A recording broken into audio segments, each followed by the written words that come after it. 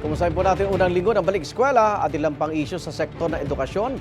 Nakakapanayan po natin si Department of Education Assistant Secretary Jocelyn Andaya. Secretary Andaya, magandang umaga po. Magandang umaga, Igan, at sa lahat ng nanonood ng unang hirit. Kamusta assessment po natin sa unang linggo ng school year 2025-26?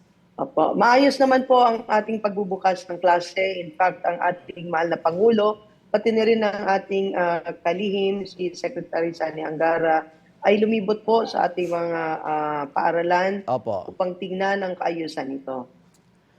At Ang atin din pong mga opisyales ng departamento ay pumunta po sa iba't ibang mga lugar upang tingnan po na maayos ang daloy ng ating pagbubukas ng klase. Opo, at nakita nila yung kakulangan pa rin sa mga classroom. So, ano pong balak dito ng DepEd? Tama po kayo, Igan. No? Patuloy pa rin po ang ating problema sa ating kakulangan ng classroom. Pero ang maganda po dito ay tinitingnan na po natin kung paano ang paraan para lalo pa nating para magkaroon pa tayo ng mga classroom. Ang sabi nga po ay 165,000 ang ating classroom backlog, pero ang ating long-term plan ay dapat makapag-construct tayo ng 105,000 classrooms until 2028.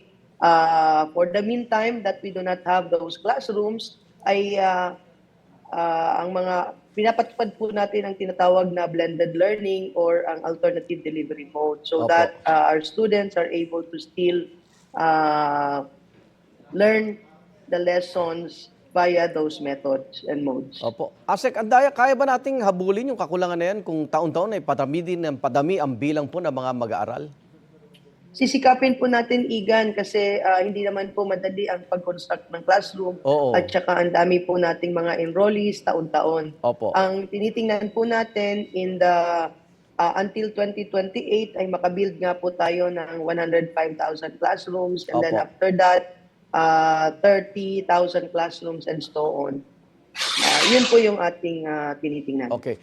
Asek, balikan ko lang yung tungkol sa dagdag na guro. Ano po yung binigay na approval po ng DBM at ilan yung hire natin?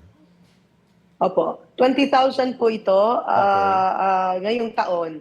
So makakaasa po kayo na i-expedite natin ang pag-hire ng ating mga guro para at ng ating mga estudyante ay merong guro ngayong taon. At sa datos ng enrollees ngayong school year, dumami ba yung bilang ng mga estudyante po, Asek? Naghihintay pa tayo ng mga mag-i-enroll, but so far po ay naka 80% na po tayo ng mga nag-i-enroll na ating mga mag-aaral. Pwede pa humabol yung mga late enrollees? Yes, Igan, pwede pa pong umabol ang mga late enrollees. Kaya lang po ang panawagan natin sa ating mga magulang, sana po ay mag-enroll na, ipa-enroll na ang kanilang mga anak kasi marami po silang mamimiss na mga lessons kung matagal po silang mag-enroll. Opo. Yung inilunsad na Class Plus, ano po ito at marami na bang may estudyante at gurong gumamit po nito?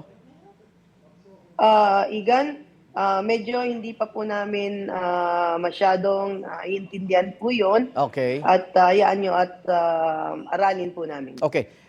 May report na ba tayo sa investigasyon doon sa grade 7 student sa Magaldang, Pangasinan na sinuntok daw ng kanyang kaeskwela?